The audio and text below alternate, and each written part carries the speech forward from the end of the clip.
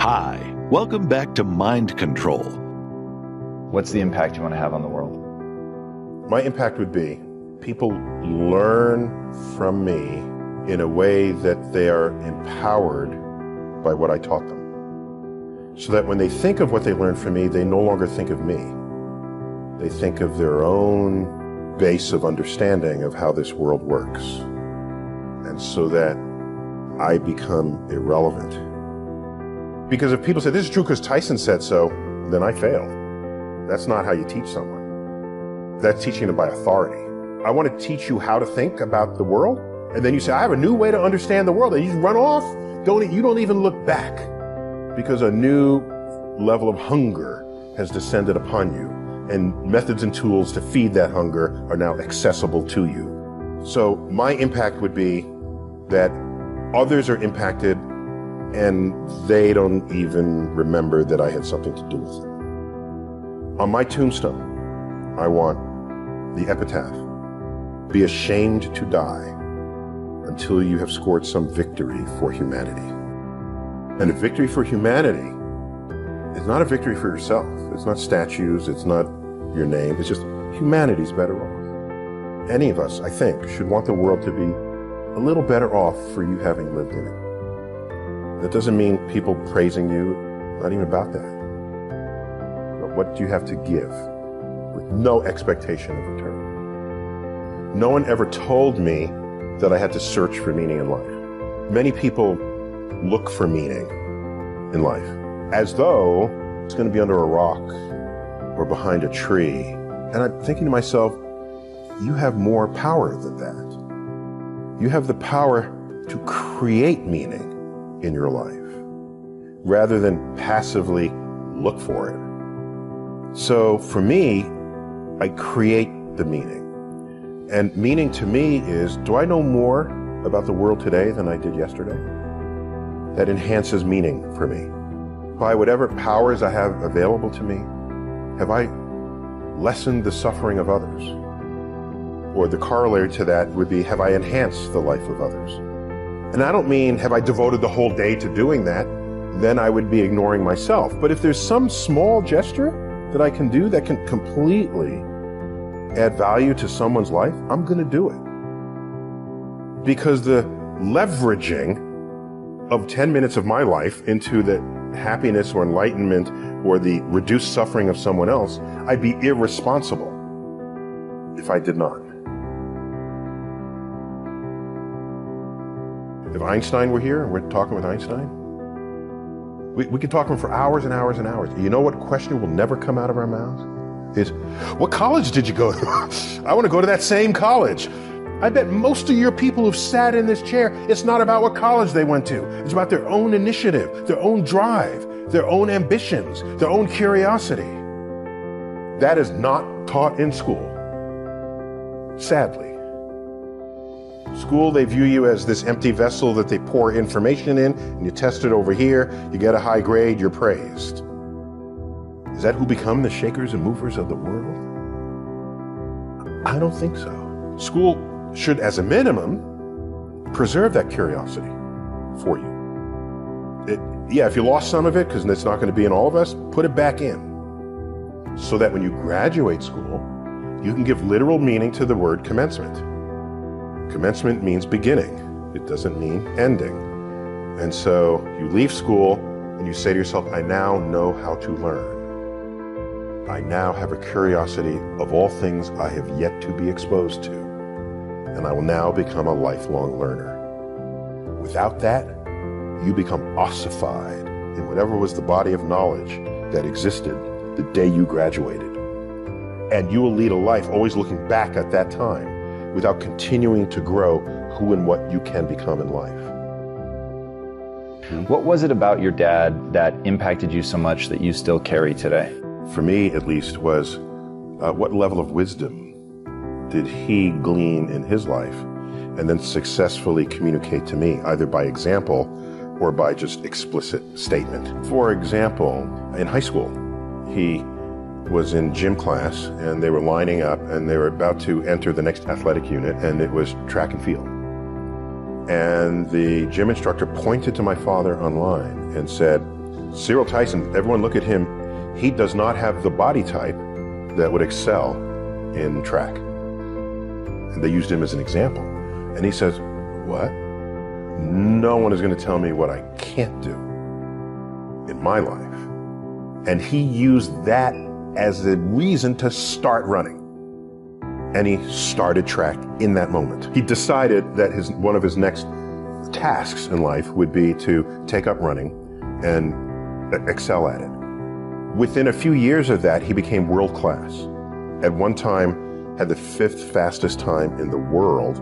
In the middle distance, they don't run this anymore, 600-yard run. In 1948, the Olympics was not yet ready to come back to us because we're still roiling from the Second World War. Instead, there was still an Olympics. It was called the GI Olympics, and it was held in Hitler's stadium.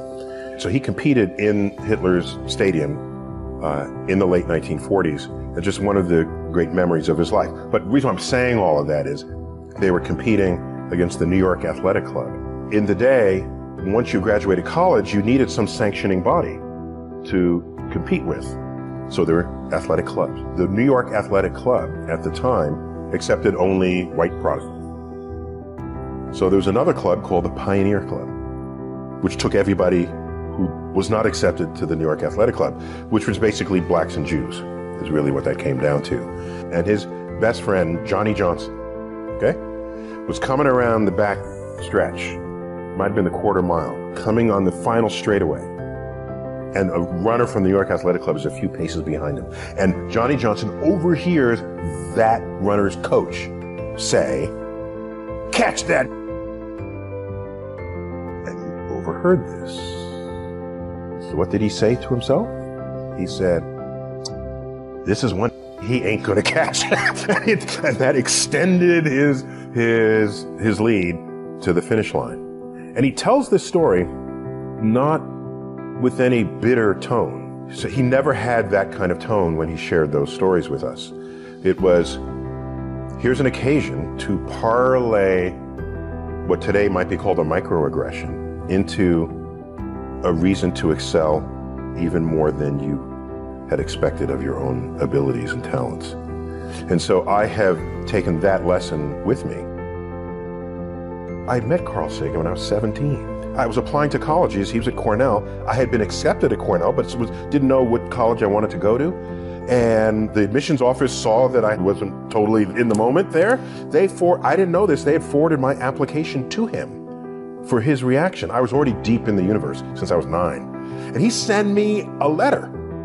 He doesn't know me from Adam. I'm a 17-year-old kid from the Bronx. He's a professor of astronomy at Cornell University. And I get this letter and I open it and it says, "I understand you like the same stuff I like. Do you want to come visit the campus to help you decide if you want to go to Cornell?" It was like, whoa, now he hadn't done Cosmos yet. That's how old I am. But he was already famous. So I took him up on it. I took a bus up to Ithaca, New York. He met me outside his building on a Saturday, invited me up to his office, saw the labs.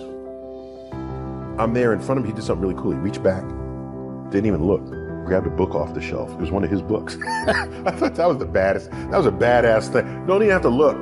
That's one of my books. Yep. Okay, here. And he signed it to me. Neil Tyson, future astronomer, signed Carl. Later in the day, I'm ready to go back to New York. It begins to snow, as it does often in December in Ithaca. And he says, "Here's my home number. If the bus can't get through from the snow, spend the night with my family and go back tomorrow." I'm thinking, who am I? What? I'm nobody. But I was somebody to him. And I said to myself, if I'm ever as remotely famous as he is, I will treat students the way he has treated me. How do I create meaning in my life as I go forward? My first question of me wasn't, where do I find meaning? It was, how do I create meaning? And that started early teens. Did you help your kids with this? Is that something that you found a way to sort of educate on or pass down so that they would be asking a similar question instead of doing the sort of wander search thing? Yeah, I have an unorthodox approach to what we did with our kids.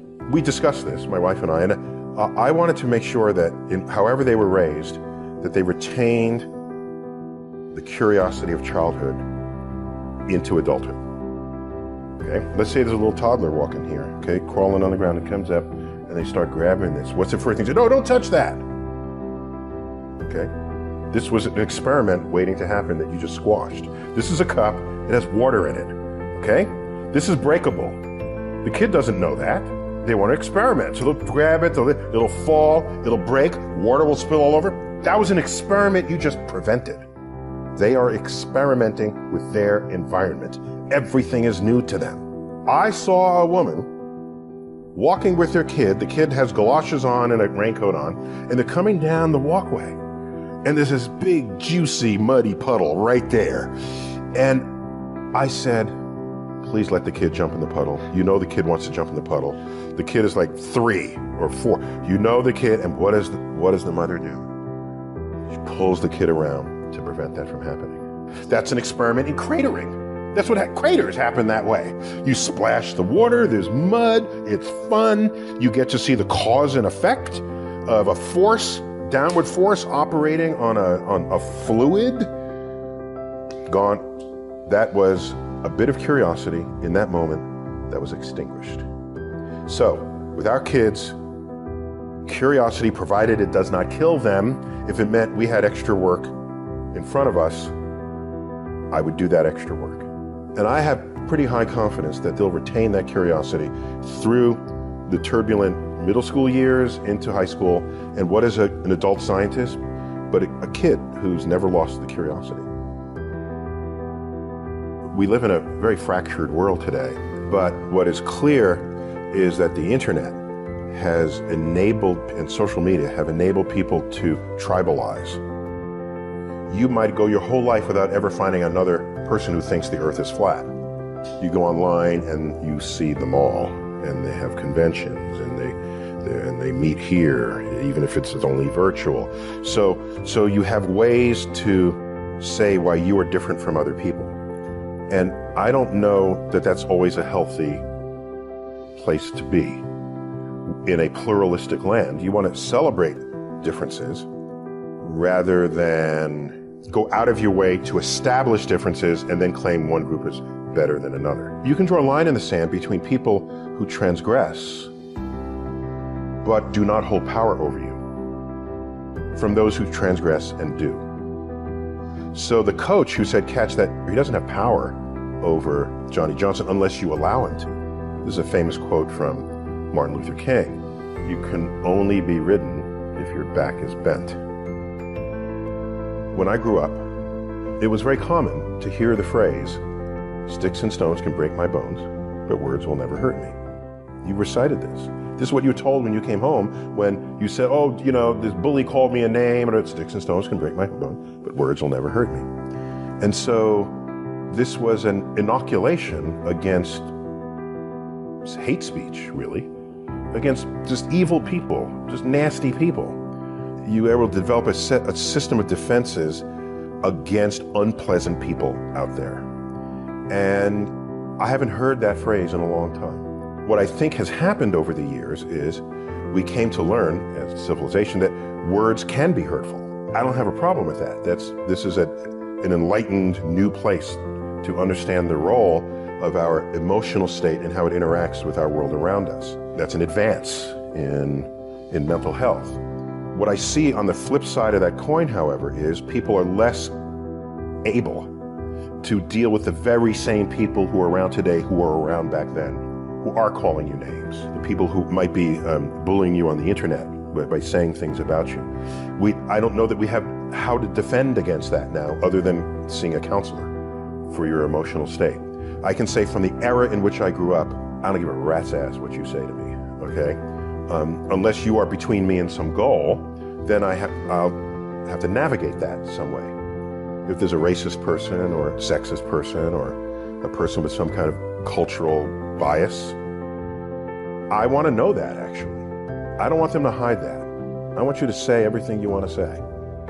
Then I'll say, okay, that's who you are. That's how you're thinking. So now what do I need to do because you're in my way? Do I dig under you, go around you, leap over you? Or do I go this way and then come out the other side? Yeah, it's longer, it's more effort, it's more energy, But on some level, it's sort of same shit, different day.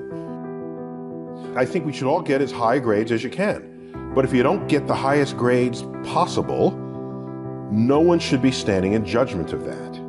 If you have some other ambitions that have pathways that don't get encoded in the GPA that other people are referencing. When you approach a topic that you don't know well, what is your actual process to learn? Great question. I read things that take me to places where other people think.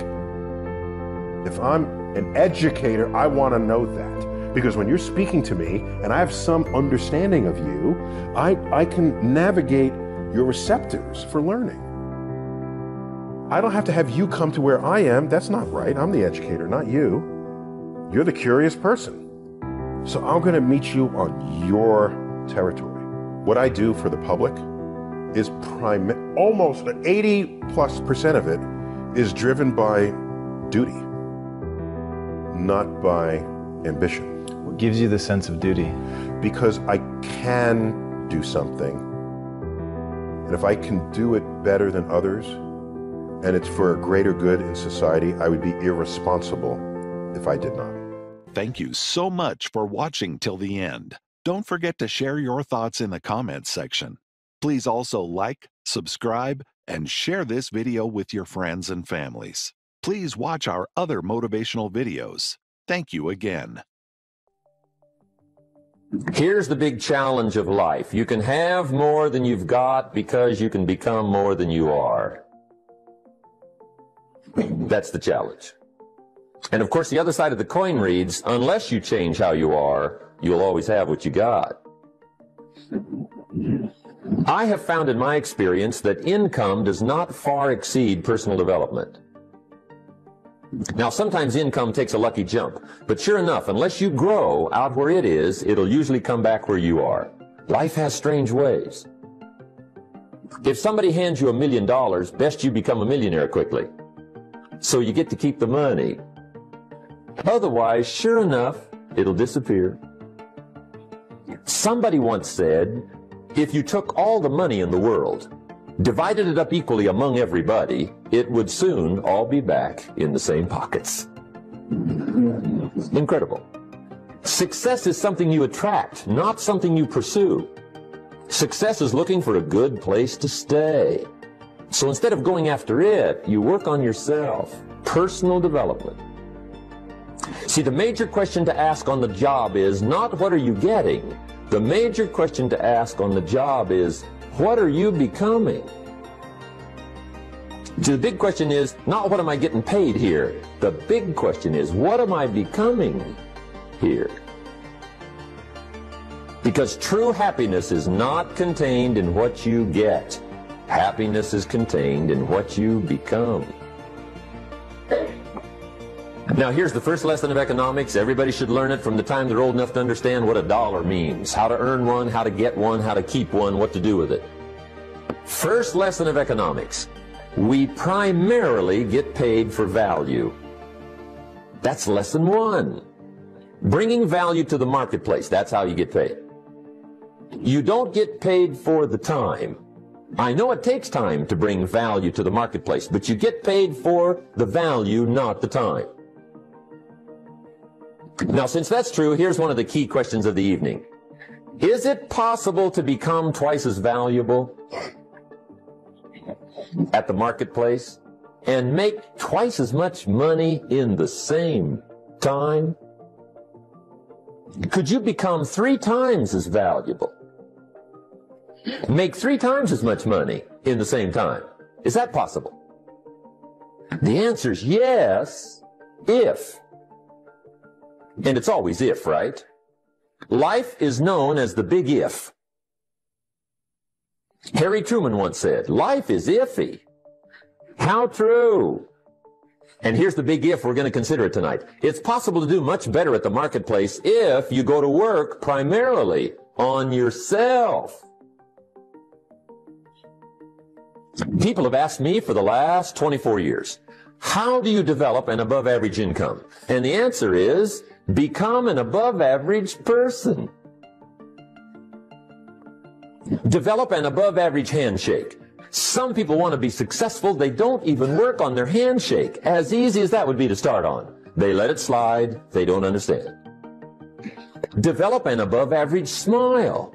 Develop an above-average excitement. Develop an above-average interest in other people. Develop an above-average intensity to win. See, that'll change everything. Probably one of the most frustrating experiences in life is looking for an above-average job with above-average pay without becoming an above-average person. It's called frustration.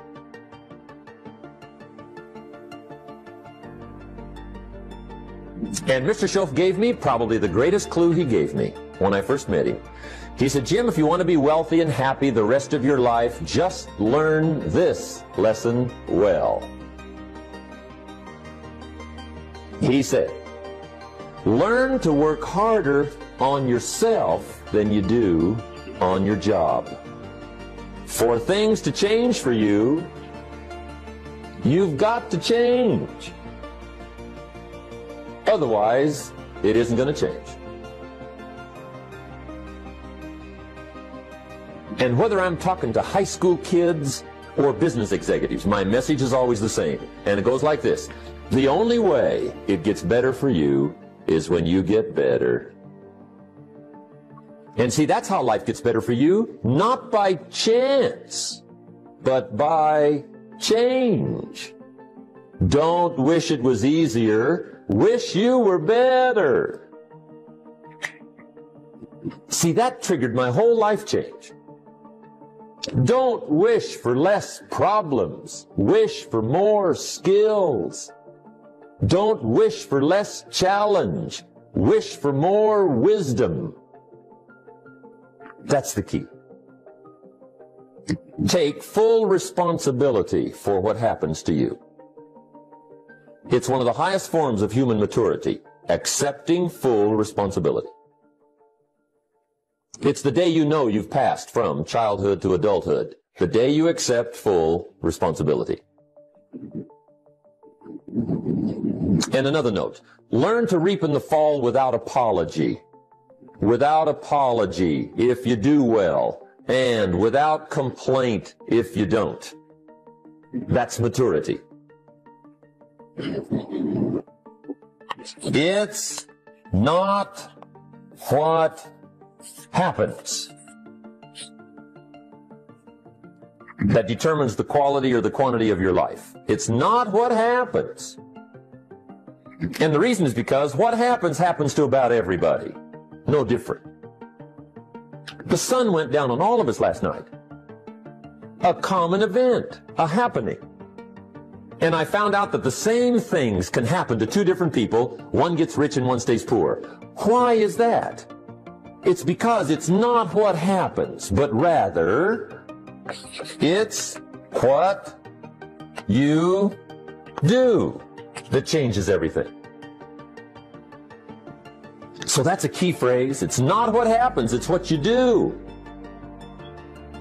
What happens is about the same. You might put that in parentheses here. Same. What people do, that's what's different. Somebody says, yeah, but you don't understand the disappointments I've had. Come on. Everybody's had their share. Disappointments are not special gifts reserved for the poor.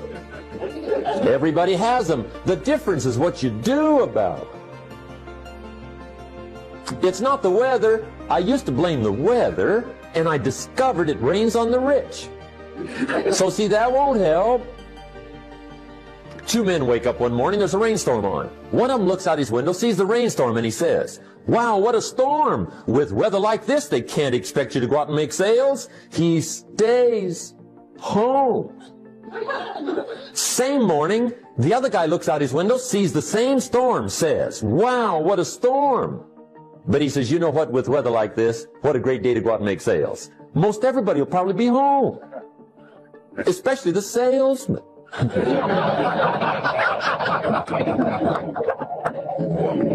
See, that's the difference in how your life works out. It's not what happens, it's what you do. So here's one of the key questions of the evening. Starting tomorrow, what are you going to do that'll make a change in your life's direction? Good question. What are you going to do starting tomorrow that'll make a difference? Now see, if you don't do something starting tomorrow that'll make a difference, guess what? It's gonna be the same. And see, that way you can guess what the next 5 years are going to be like. Look at the last 5. Because the next 5 are going to be like the last 5 unless you, major key, tomorrow, change it all. Or change a little, or change something, or don't change. It's choice time. You can do whatever you want. But it's nice to know any day you wish you can change your whole life. What can you do starting tomorrow that'll make a difference? Good question. What can you do with economic chaos, massive disappointment? What can you do with a broken heart? What can you do when it won't work? Good question. So if I had a word with you tonight, one-on-one, just you and me, I think my personal advice to you would be, reach down inside of you and come up with some more of those remarkable human gifts. They're there, waiting to be utilized. And then change anything for you you want to change. And I challenge you to do that because you can change. If you don't like how it is for you, change it. If it doesn't suit you, change it. If it doesn't please you, change it. If it isn't enough, change it. And I challenge you to do that because you can change. See, you don't ever have to be the same again after tonight, only by choice. Major step to human progress, discipline. If there's one thing to get excited over, that's it. Get excited over your ability to make yourself do the necessary things. What could you make yourself do starting tomorrow that would change it all? No! Tell it. Now see, that's exciting. On any given day, you can massively change the direction of your life.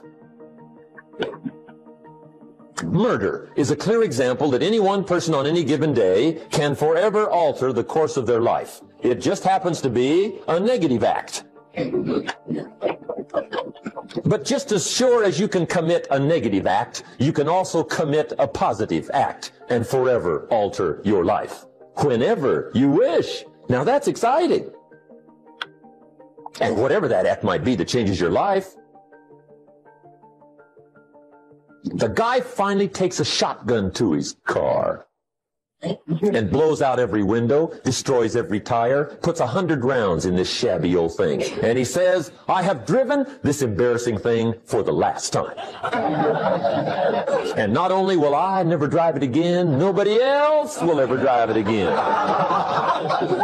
And he lets that shuddering thing stand there for a while as a monument to the day he said, today my life changes. Now who can do that? Anybody. When can you do it? Whatever day you pick.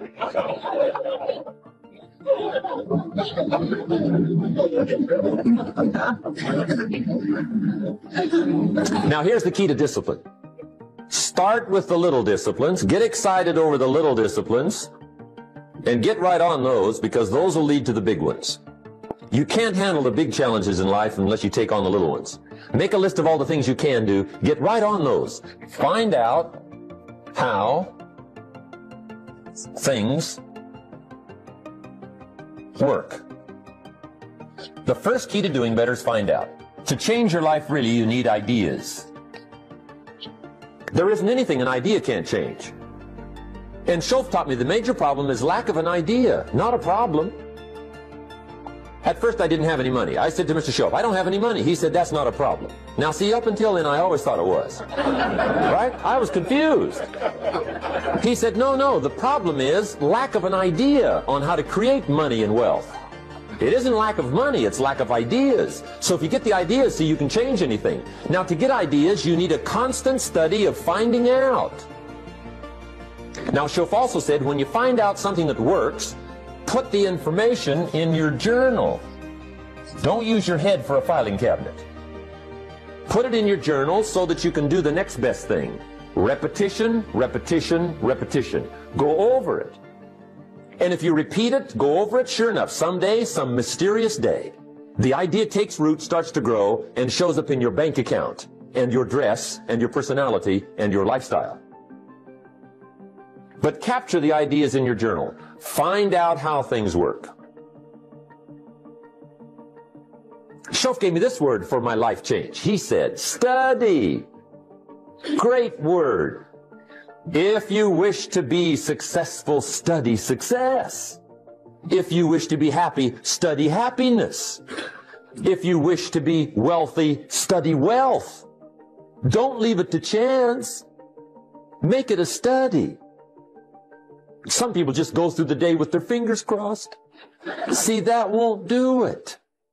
You've got to study the things that can change your economic, social, spiritual, personal life. Now, here's a qualifying phrase. And we'll have several of these qualifying phrases throughout the seminar. Here's the first one. You may not be able to do all you find out. I understand that. You may not be able to do all you find out, but you should find out all you can do. See, you don't want to wind up at the end of your life and discover that you've lived only 1/10 of it. And the other 9/10 went down the drain. Not for lack of opportunity, for lack of information. Become a good reader. All of the successful people I know and work with around the world, they're all good readers. Curiosity drives them to read. They got to know. They just read.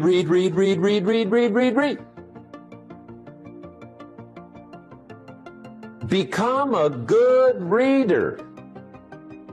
Now, that's my opinion. Listen to the other lecturers and listen to me and make up your own mind. Don't be a follower. Be a student. Okay? I say, really, for life change, you got to read. One way to learn is from your own experiences, but another way to learn is from other people's experiences. See, one book might save you 5 years if you read it. Did you know there's books on how to be stronger, more decisive, be a speaker, be a leader, have a better effect on other people, develop your personality? Did you know there's books on that? And people don't read them? How would you explain that? And they can read.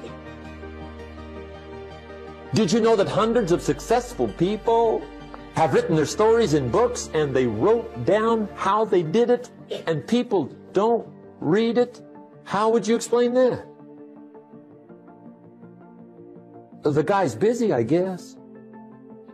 You know, you get tied up. The guy says, well, yeah, you work where I work, but the time you struggle home, it's late. You got to eat a bite of supper, watch a little TV, get to bed. You can't sit up half the night reading. And the guy's behind on his car payment. Good worker, hard worker, sincere. But you got to be better than sincere and work hard. Otherwise, at the end of your life, you'll wind up cold, stony broke. You got to be better than a good worker. You got to be a good reader. To the pessimist, the glass is always half empty. To the optimist, the glass is half full. Why would the same measure affect people two different ways? Answer: it all depends on how you look at it. Our lives are mostly affected by the way we think things are, not the way they are.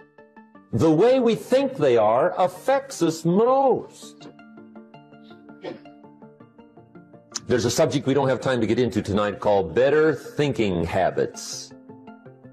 One of the major things Shof taught me when I met him, he said, poor thinking habits keeps most people poor.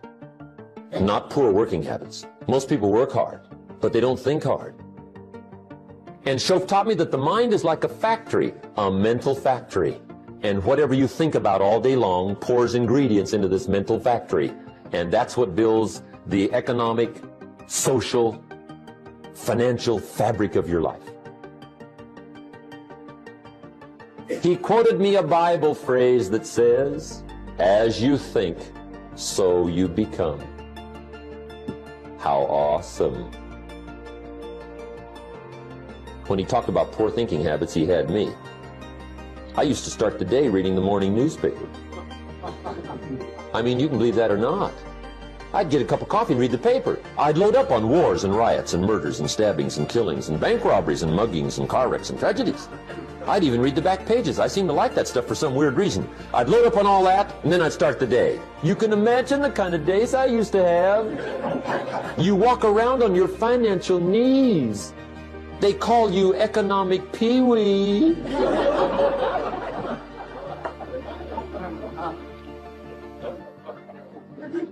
The guy says, I want to be a great leader. Wonderful. The first thing we do is follow him to his house. When we get there, we walk in and check his library.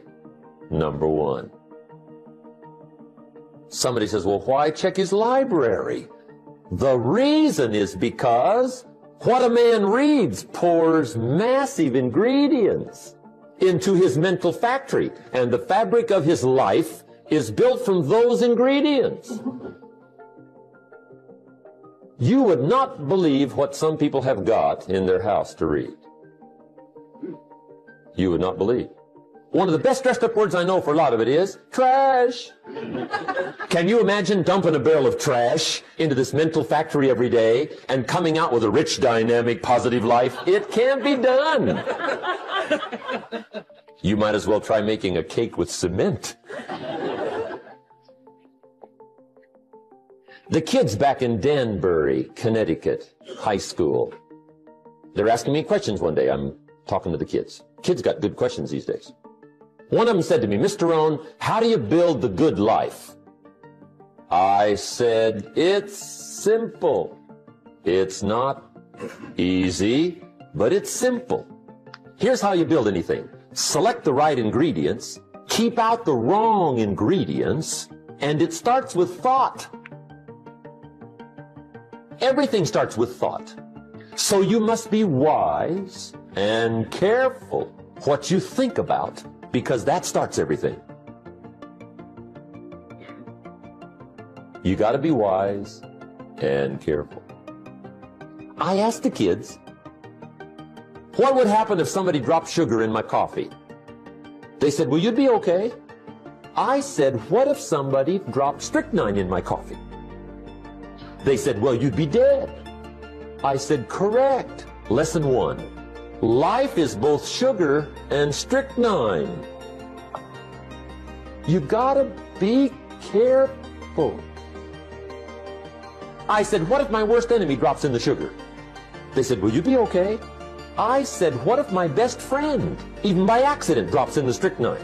They said, well, you'd be dead. I said, correct. Lesson 2, watch your coffee.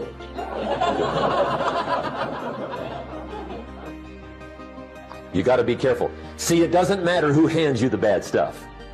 It doesn't matter where you get the bad stuff. It'll still do its damage on your bank account, wherever you get it. Mr. Schoaf gave me one of the greatest phrases when I first met him, when he said, Jim, every day stand guard at the door of your mind. How important.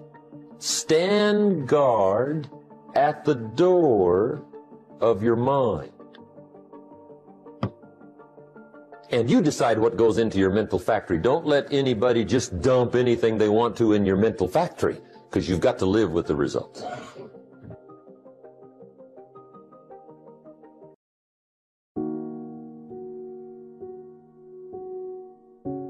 To a lot of people, ambition is kind of a mystery.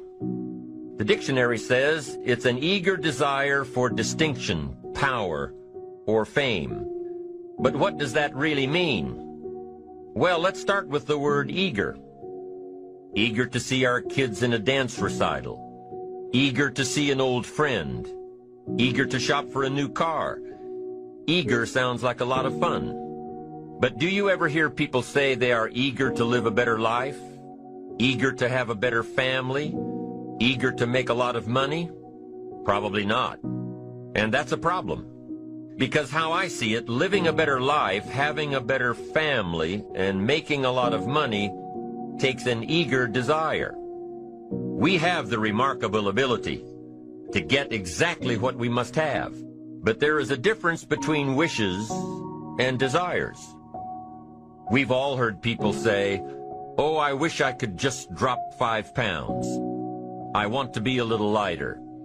And even though we may wish we could breathe a little easier in our clothing, we have to have the desire to exercise a little more and eat a little less.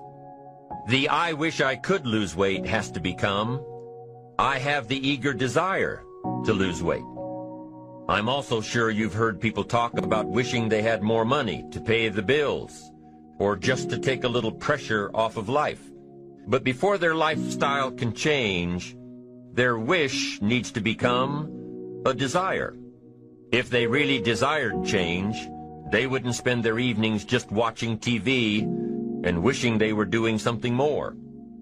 The backbone of an eager desire to change is discipline. True ambition is disciplined, eager desire. It's that little part within us that says, if I want to make sure I can pay for my kids' college education, I need to start saving today. If I want a better life tomorrow, I need to start working on it today. Ambition is a minute-by-minute, day-by-day mentality. To have the ambition to work towards a better family life, a newer car, a bigger house, a financially secure future, you have to live it every moment. If living a successful life was easy, I'm sure more people would be successful. If just being ambitious was enough, I'm sure all of the broke and perplexed people in the world wouldn't be broke and perplexed. While most people spend most of their lives struggling to earn a living, a much smaller number seem to have everything going their way. Instead of just earning a living, the smaller group is busily working at building and enjoying a fortune. And here sits the much larger group, wondering in awe on how life can be so unfair, complicated, and unjust. So what's the major difference between the little group with so much and the larger group with so little? Despite all the factors that affect our lives, none has as much potential power for doing good as the ability to dream. Dreams are a projection of the kind of life we want to lead. Dreams can drive you. Dreams can make you skip over obstacles. When we allow our dreams to pull us, they unleash a creative force that can overpower everything in our way. Do you know there are people who put more emphasis and more energy into a sporting event or dancing or entertainment than they do on their dreams? They have more interest in who won a particular game than where they are in relationship to their goals and their ambitions and developing themselves. So you want to begin to get your priorities in order. Ask yourself the question, what I'm doing right now, is it nourishing me? Does it empower me? Is it giving me what I need out of my life right now? Is it challenging to me? Is it making me stretch mentally and emotionally and spiritually? Is it getting the best out of me?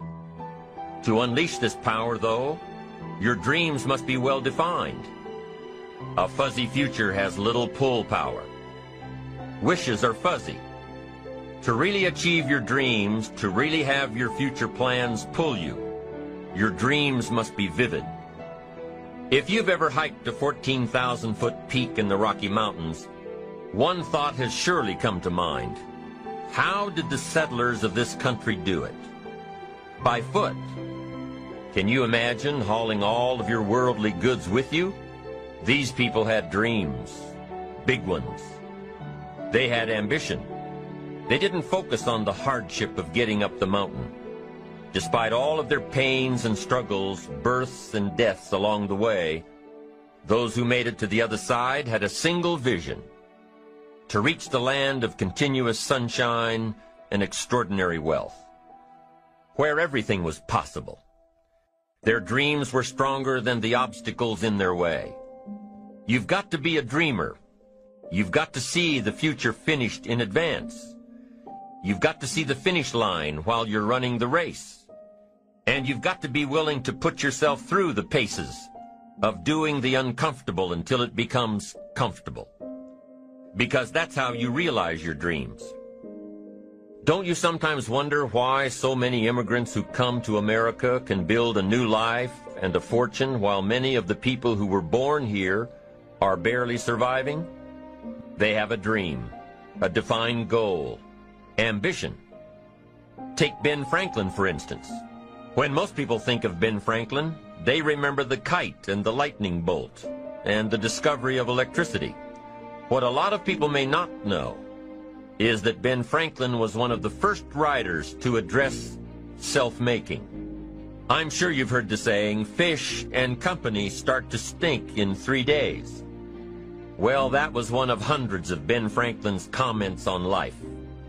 Another was, diligence is the mother of good luck. You know, it's amazing how hard-working, smart-working people have all the luck. Diligence is the mother of good luck. Now, in addition to these witticisms, Ben Franklin gave us 3 principles of success and ambition that have withstood the test of time. Number 1, happiness doesn't come from big pieces of great success, but from small advantages hammered out day by day. What Mr. Franklin is saying here is that we must be happy with what we've got when we're in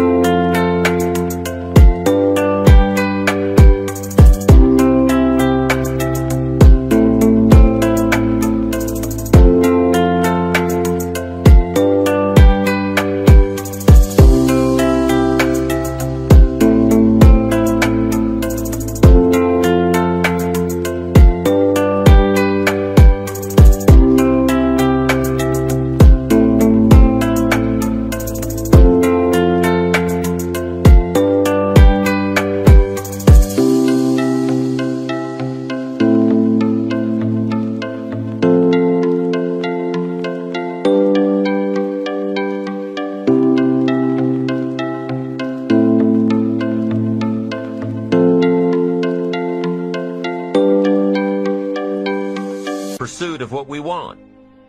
Too often we say, oh, I'll be happy when I just get that promotion. I'll be happy when I just land that contract. I'll be happy when I just have more money. I'll be happy when I just. You won't be any happier when you reach your goals than you are right now. It just doesn't work that way. Abraham Lincoln said it best. He said, you'll be as happy as you make up your mind to be. You'll be as happy as you make up your mind to be now. Right now. Being happy on the way doesn't mean you can't aim for great things. After all, look at everything Franklin accomplished in his lifetime. It means that big achievements come one small advantage at a time. It means that you've got to enjoy the journey.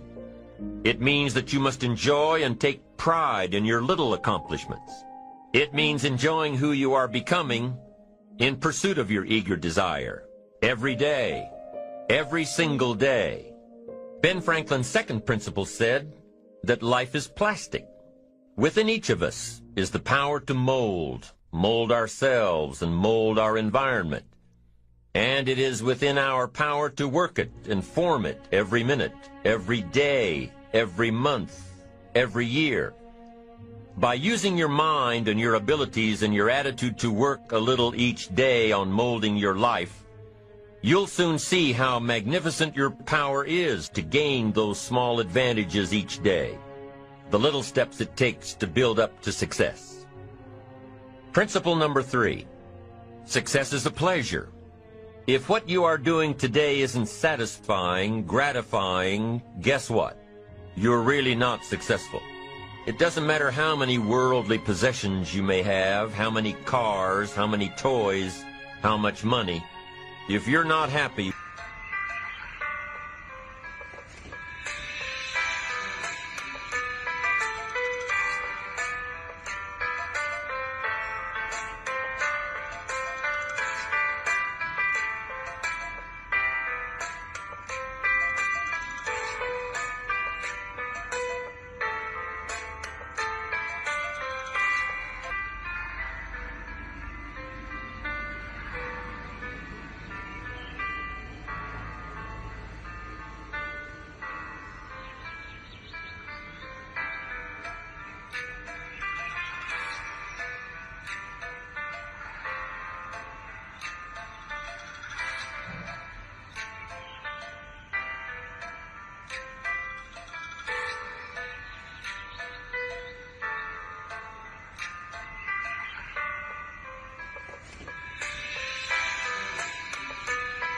with your life as it is, you cannot be successful.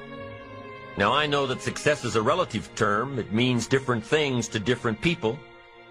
But the one thing you will hear from everyone who is successful is that they are happy with who they are and what they are doing. They are happy, satisfied. Success is a pleasure. Life is very valuable, ladies and gentlemen. Time is very valuable. And it's very fragile. You've got to decide to do what you can right now and don't delay. You're living your life like a sense of urgency. Repeat this, please. Live your life now. Be happy now. This is not a dress rehearsal. Do that, please. See, this is the only life you've got. So you don't want to squander it doing something you don't want to do, feeling you can't do any better. You can do better. You should do better. You deserve to do better. You are entitled to that. That is your right.